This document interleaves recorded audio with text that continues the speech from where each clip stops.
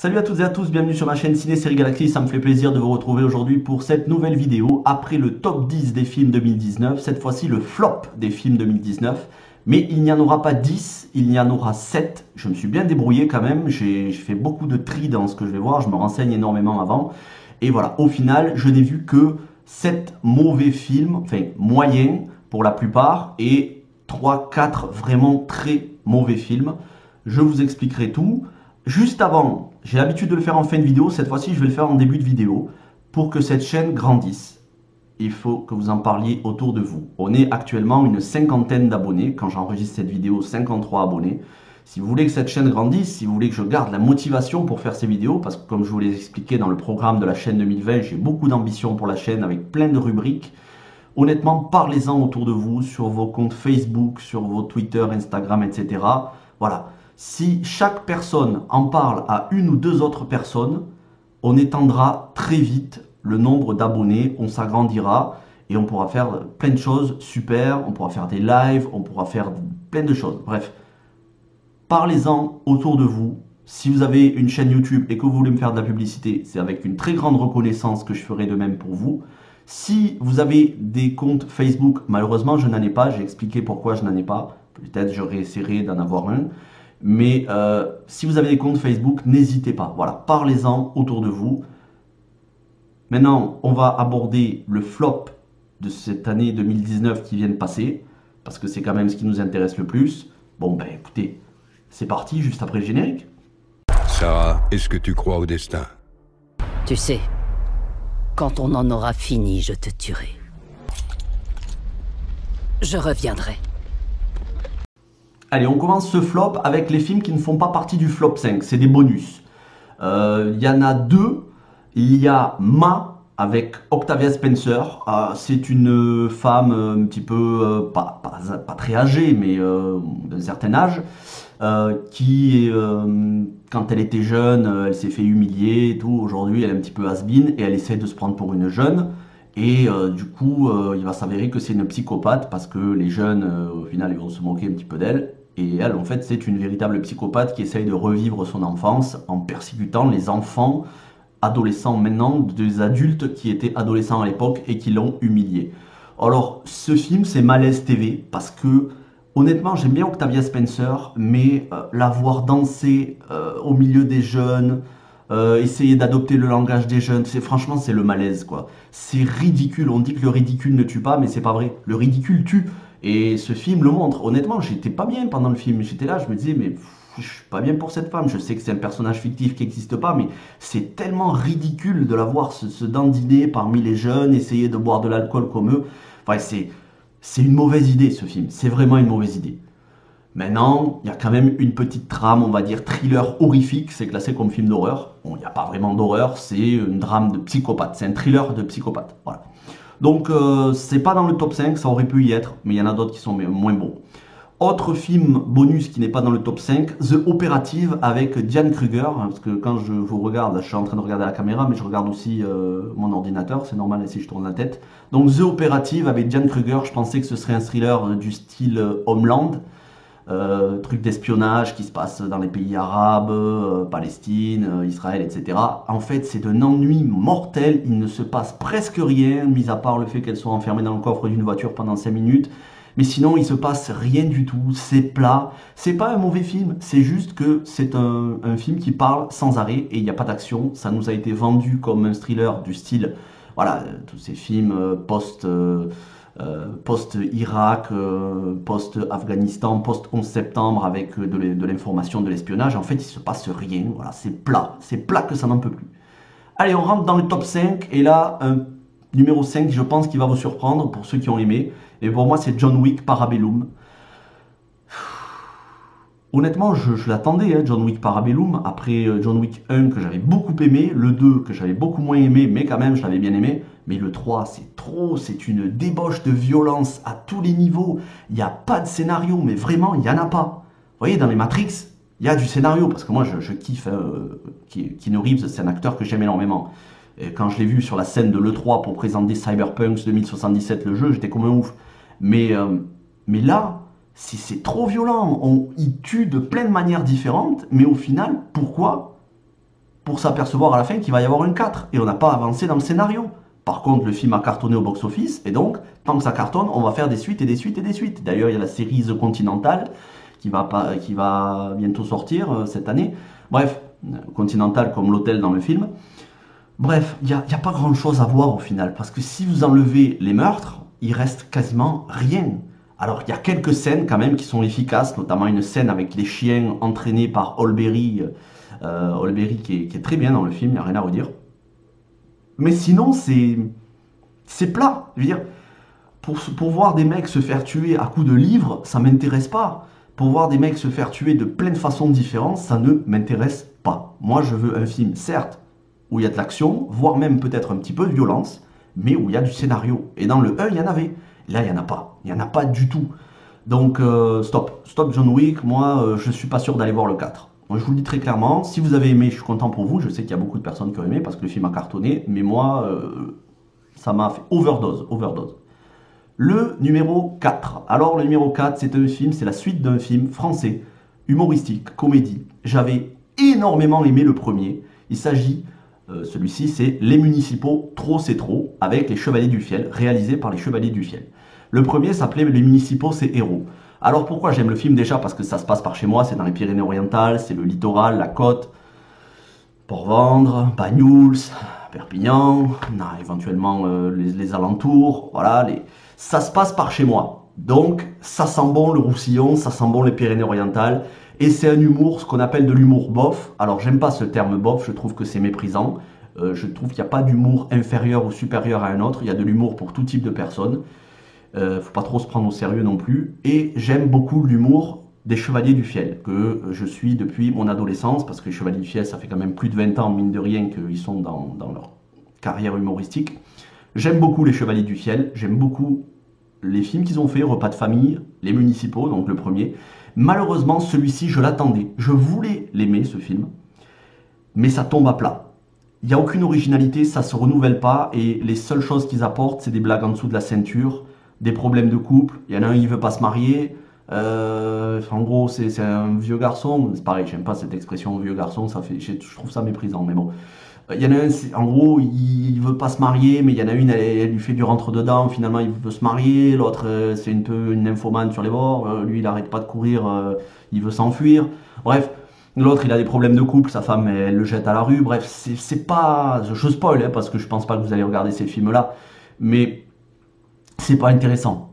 Ce qui était intéressant, c'est de les voir un petit peu en mode feignasse comme dans le premier film. Alors je sais que ça n'avait pas plu à certaines personnes parce qu'on montrait un petit peu les employés municipaux comme des mecs qui foutent rien. Mais il faut savoir que c'est une comédie, ça exagère, bien évidemment. On le sait très bien que les employés municipaux sont pas tous comme ça. Peut-être qu'il y en a un ou deux ou quelques-uns. Mais voilà, c'est une comédie, on est dans l'exagération. Donc les mecs sont là, ils boivent du Ricard, du pastis et tout. Ils sont bourrés, ils sont... c'est de l'humour, l'humour du dimanche, l'humour que vous avez autour d'une grillade, d'un barbecue en famille. Moi, j'aime bien cet humour-là, j'aime bien les municipaux, mais malheureusement, celui-ci m'a beaucoup déçu. Il se peut que je le regarde une deuxième fois quand il sera disponible en Blu-ray, pour me faire un nouvel avis, mais voilà, je lui ai mis 2,5, bon, ça reste quand même la moyenne, mais c'est pas top. Voilà, j'ai été déçu. Là, on rentre maintenant dans le top 3, les pires films de l'année, il n'y a rien à sauver. Troisième film, Le Coup du siècle. Le Coup du siècle avec Anna Hathaway, Rebel Wilson. Elles font deux arnaqueuses qui au départ ne s'entendent pas, mais puis ensuite vont s'entendre pour rouler, des millionnaires, prendre leur fric. Rebel Wilson, j'en peux plus. Et vous allez le voir dans le dernier film de cette sélection, il y a de nouveau Rebel Wilson dans le film. Rebel Wilson, c'est cette actrice, je suis en train de vous mettre la photo, une actrice australienne. Au départ, je l'aimais bien, je l'ai vue dans les premiers Pitch Perfect, parce que moi j'aime bien les Pitch Perfect. Hein. C'est le film où il chante a cappella, la bande de filles. Mais honnêtement, depuis, elle a que des rôles. En fait, elle joue sur son poids. Elle est fière d'être grosse. Bon, ça, elle est fière d'être grosse, elle fait ce qu'elle veut. Hein. Moi, je ne suis pas grossophobe. Mais elle est vulgaire. Elle est vulgaire, elle n'a aucune dignité. Elle fait que des blagues en dessous de la ceinture, mais des blagues grivoises, des blagues grasses. C'est dégueu. Et honnêtement, Rebel Wilson me saoule profondément. Comme je le dis souvent, elle est australienne, je ne suis pas raciste, mais franchement, retourne chez toi, va éteindre les incendies en Australie. Parce que là, ta carrière à Hollywood, ça se résume à des films où elle joue la grosse, où elle joue la fille qui a une libido de nymphomane, où elle joue la fille qui est totalement vulgaire, sans aucune dignité. C'est écœurant. Je déteste vraiment Rebel Wilson. Maintenant, ça fait plusieurs films. Elle se cantonne à des comédies romantiques qui ne sont pas romantiques du tout. Que ce soit Grimsby, agent trop spécial, aux côtés de Sacha Baron Cohen, bref, tous ces films-là, bref. Stop Rebel Wilson, arrêtez. Anna Thaoué, c'est pareil, elle est capable du meilleur, Interstellar, comme du pire, ce film-là. C'est un film, franchement, il y a circulé, il n'y a rien à voir, quoi. Je lui ai mis 1,5, mais c'est franchement beaucoup. 1,5 sur 5, et c'est beaucoup. Bon, je vais pas m'étendre sur le film, parce que là, je commence à m'énerver, il y a la pression qui monte, parce qu'on arrive vers le numéro 1. Numéro 2, et je pense que ça va être en quasi unanimité, Terminator Dark Fate. Voilà, Terminator Dark Fate, de toute façon vous l'avez entendu dans le générique, hein, j'ai mis un extrait de Terminator Dark Fate. On Sarah Connor qui dit je reviendrai, j'espère pas. Il n'y a rien à sauver sur ce film. Ce film a ruiné mon enfance en partie. On va pas exagérer non plus, ça reste un film. Moi j'ai grandi avec Terminator 2, c'est le premier film interdit au moins de 12 ans que j'ai vu dans ma vie. C'est le premier film qui m'a fait verser une larme avec Arnold Schwarzenegger qui se sacrifie à la fin. Je me suis attaché au personnage de John Connor joué par Rudolph Furlong. Donc honnêtement, Terminator 2, c'est un film que j'aimais énormément. Toute la saga tourne autour de John Connor. Et là, ça va être du spoiler, attention, c'est du spoiler. 30 secondes après le début du film, John Connor se fait déglinguer à coups de fusil à pompe. Sauvage, mais façon sauvage. Il se fait tuer à bout portant sur le sol par un espèce de Terminator sorti de nulle part. Alors ensuite, on nous apprend que ce Terminator, il fait vœu de rédemption, il a adopté une femme et un enfant, il est devenu père au foyer, il aime bien changer les couches et préparer des margaritas, il vend des tissus pour faire des rideaux, bref, il n'y a rien circulé, il n'y a rien à voir.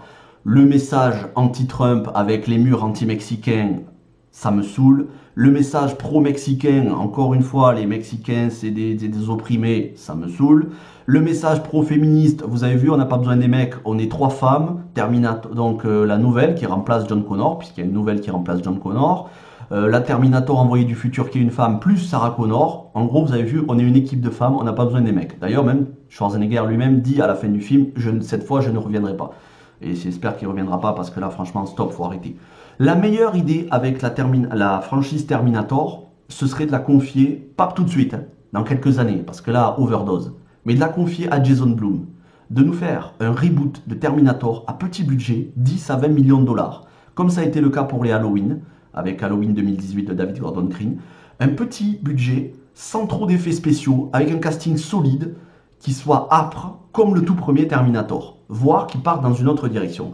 Mais il faut arrêter des blockbusters à 150 à 200 millions de dollars qui n'arrivent pas à se financer, qui n'arrivent pas à se rembourser. Stop Terminator, j'ai fait une overdose. Ce film m'a profondément agacé. Quand je dis agacé, c'est un euphémisme, hein, pas profondément irrité. J'ai failli sortir dès les premières minutes. Les effets spéciaux sont ripoux. On n'y croit pas une seule seconde. Les acteurs, ils n'ont pas de charisme. Linda Hamilton, elle a pris très cher avec la vieillesse, malheureusement.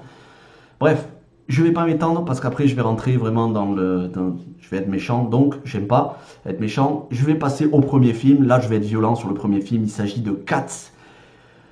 Voilà, vous avez vu que j'ai fait une petite emoji caca sur la miniature de la vidéo, parce que ce film est une bouse. Voilà, ce film est un étron.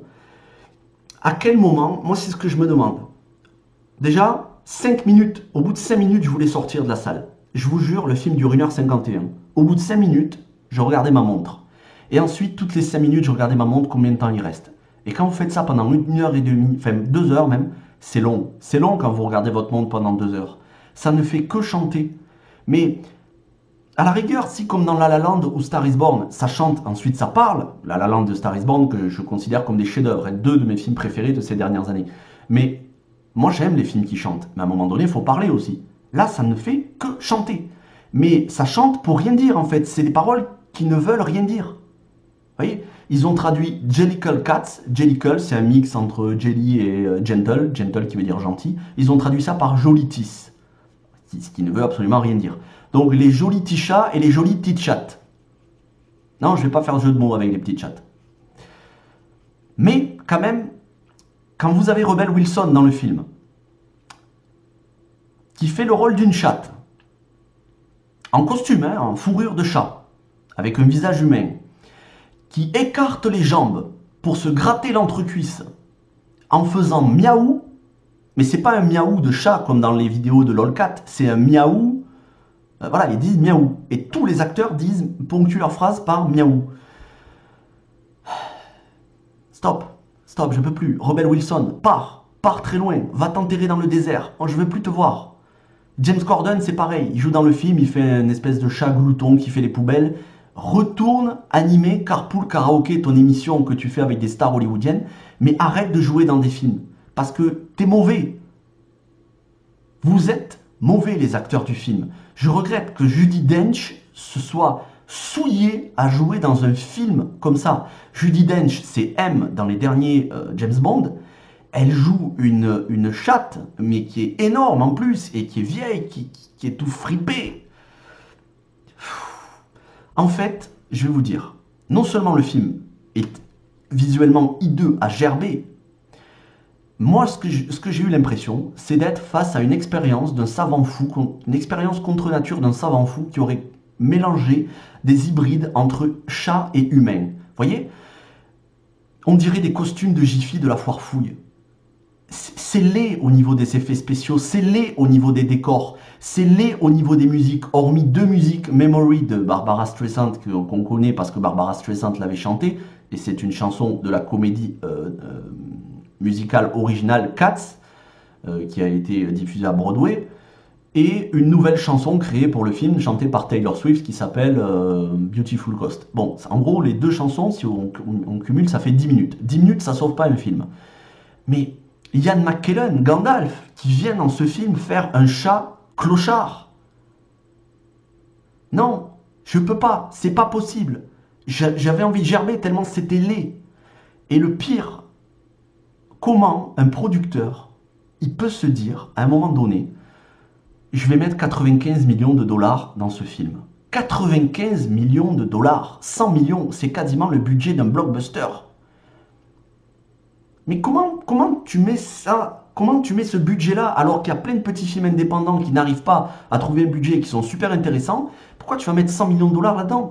Je vous le jure, et je terminerai par ça, si j'avais 1000 milliards, 1000 milliards, vous voyez, pas 1000 millions, 1000 milliards de dollars sur mon compte en banque, que j'étais blindé, que j'étais la première fortune mondiale, je ne verserais pas un seul centime dans le budget de ce film. On n'y croit pas, c'est une mauvaise idée dès le départ. C'est fait pour être sur les planches de théâtre ou bien en film d'animation, mais pas en vrai film. Parce que c'est laid, parce que ça joue mal, parce que ça chante pas bien, parce que c'est horripilant. Bref, je vais m'arrêter avec Cats parce que je veux pas que cette vidéo soit trop désagréable. Cats, c'est 0,5 sur 5. Voilà. J'ai pas fait la critique, hein, c'est une critique que je fais en rattrapage, je sais même pas si je la ferai la critique, parce que je pense qu'il n'y a même pas besoin avec ce que je viens de dire. Circuler, il n'y a rien à voir. Si vous avez payé 10 € pour ça, j'en suis désolé pour vous. Si vous n'avez pas vu le film, moi le film dans le cinéma où je vais, il est resté une semaine à l'affiche et encore il n'a pas fait d'entrée. Parce que je discute avec les mecs du cinéma, il n'a pas fait d'entrée. C'est pas étonnant. C'était prévisible. Voilà, tout simplement. Allez, je vais conclure en disant que si vous avez aimé cette vidéo, n'hésitez pas à mettre un gros pouce bleu, à vous abonner, activer les notifications, parlez-en autour de vous, comme je vous disais en introduction. Si vous avez des comptes Facebook, n'hésitez pas à partager ces vidéos, parlez-en. Il faut que la chaîne grandisse. C'est bon pour moi, pour ma motivation personnelle. C'est bon pour vous, parce qu'on pourra faire plein de choses quand la chaîne grandira. En attendant, passez une bonne journée, une bonne soirée, bon appétit. À plus.